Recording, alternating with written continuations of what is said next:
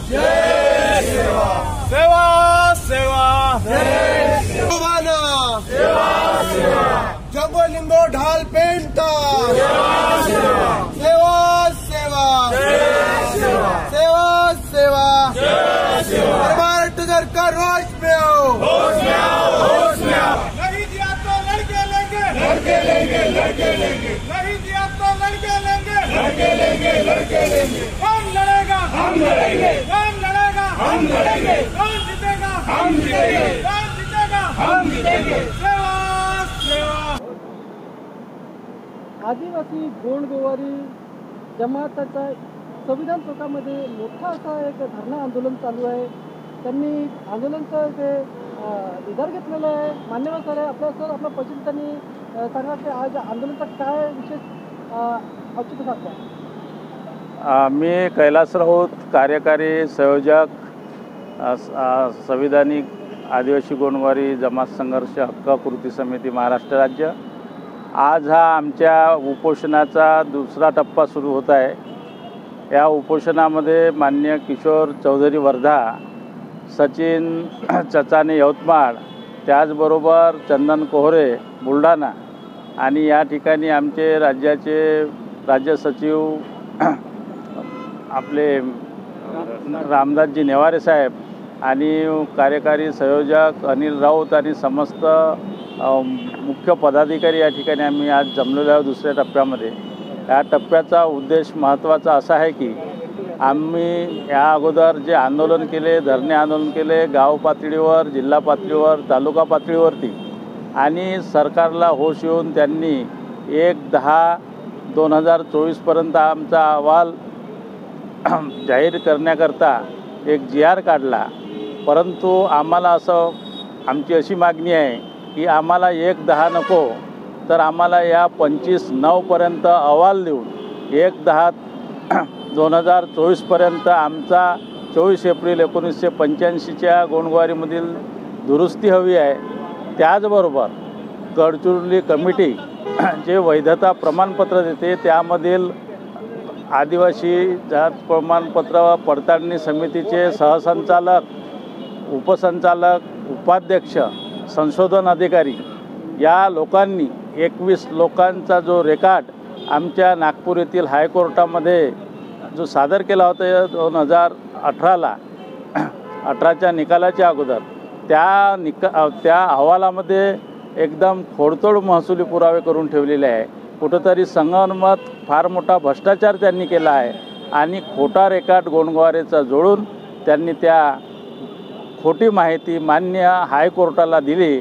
त्यामुळे गडचिरोली जिल्हा जात पडणीचे तत्कालीन जे कमिटीचे सदस्य, संशोधन अधिकारी, उपाध्यक्ष जे काही टीम आहे या सर्व टीमवरती महाराष्ट्र शासनाने गंभीर गुन्हे दाखल करावे, 420चे गुन्हे दाखल करावे आणि ज्या ज्या लोकांनी महसुली पुराव्यामध्ये खोडतोड केली अशा त्यावेळच्या SDOवर, महसुली अधिकाऱ्यावर, ज्यांनी भूमी अभिलेख विभाग किंवा जे आपले जन्ममृत्यूचे नोंदीचे प्रमाणपत्र जिल्ह्यात मिळते अशा ठिकाणी गडचिरोली जिल्ह्यात फार मोठा भ्रष्टाचार झाला आहे।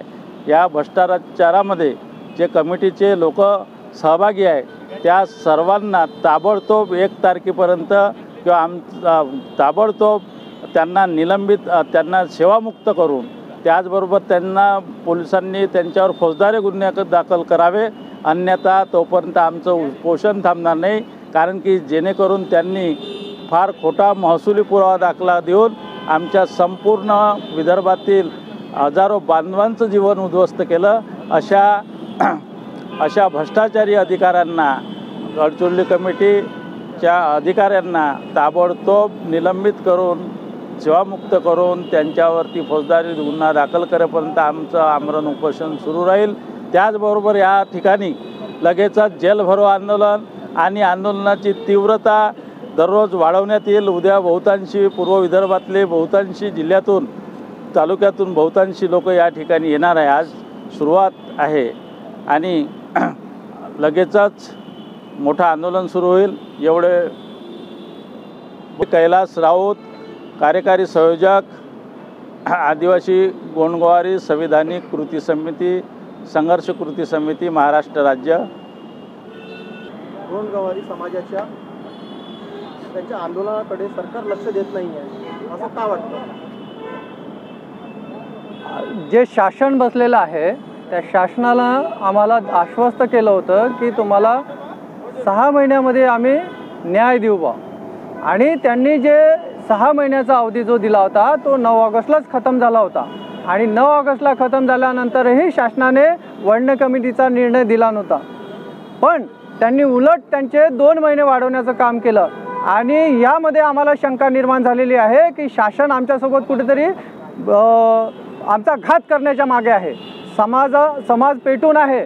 भंडारा, गोंदिया, चंद्रपूर जिल्हा जो आहे, गडचिरोली जिल्हा आहे, या सर्कलमध्ये मोठ्या प्रमाणात आमदार खासदारांना घेरलं जात आहे, आणि समाजाला जर शासन न्याय देण्याचं आपलं कर्तव्य शब्द पूर्ण करत नसेल तर समाज पेटून उठेल, रस्त्यावर येईल, आंदोलन करेल, आणि आंदोलनाची आज सुरुवात झालेली आहे. आम्ही आमरण उपोषणाला माझ्यासोबत असलेले सचिन भाऊ, चंदन भाऊ, आम्ही 3ही लोक आमरण उपोषणाची आज पहिला दिवस आहे, आणि याहीपेक्षा मोठ्या प्रमाणात आंदोलनाची दिशा ठरेल आणि वेगवेगळ्या पद्धतीचे आंदोलन तुम्हाला पाहायला मिळेल. पण शासनानं लक्षात घ्यावं की आमचा कुठेही घात करण्यात नाही यावा. वारंवार आम्ही गेल्या 70 वर्षापासून वंचित आहोत, याकडे तुम्ही दुर्लक्ष न करावं, आम्हाला न्याय द्यावं. जर न्याय नाही दिला तर समाज पेटून उठेल आणि रस्त्यावर येण्याची भूमिका देईल, त्यावेळेस तुम्हाला सांभाळणं कठीण होईल. मी उपोषणकर्ता सचिन चचाने, यवतमाळ, आणि माझ्यासोबत माझे बंधू किशोरभाऊ चौधरी आणि चंदनभाऊ कोरे, आम्ही तिघेही उपोषण करते आहोत. आणि पहिलेही 17 दिवस आम्ही उपोषण केल्याच्या नंतर समिती गठीत झाली होती, आणि 6 महिने होऊनही 2 महिन्याचा अवधी अजून आमच्या समितीचा वाढवलेला आहे.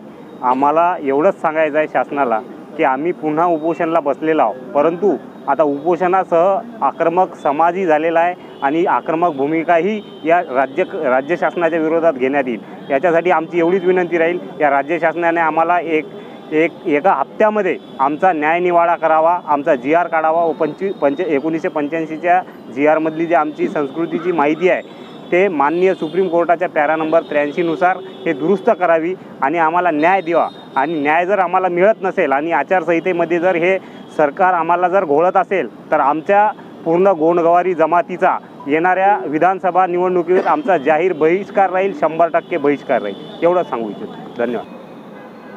मी चंदन दुर्गादास कोरे. आता हा उपोषणाचा आमचा दुसरा टप्पा आहे. आमचं काही दिवस उपोषण चालणार, त्याचबरोबर जेलभरो आंदोलन, त्याच्यानंतर तीव्र असं आंदोलन राहणार आहे. शासनानं आमच्या विरोधात जे कारस्थान रचलेलं आहे की गडचिरोली जात पडताळणी समितीनं जे 23 लोकांचे पुरावे दिलेले आहे हे खोटे प्रमाणपत्र आहे. त्याचबरोबर महसुली पुरावे वगैरे हे सर्व काय. आमचं प्रशासनाला एवढंच म्हणणं आहे, जे काही अधिकारी कर्मचारी वर्ग असणार, त्याचबरोबर जे 23 लोक आहेत त्यांना ताबडतोब 420 गुन्हे त्यांच्यावर दाखल करून खऱ्या गोंडगवारी समाजाला न्याय द्यावा. त्याचबरोबर 25 तारखेच्या आत आम्हाला आमचा पॉझिटिव्ह अहवाल, त्याचबरोबर आमचं 85 GRमध्ये दुरुस्ती करून आम्हाला ताबडतोब आमचं हक्काचं अधिवेशन देण्यात यावं.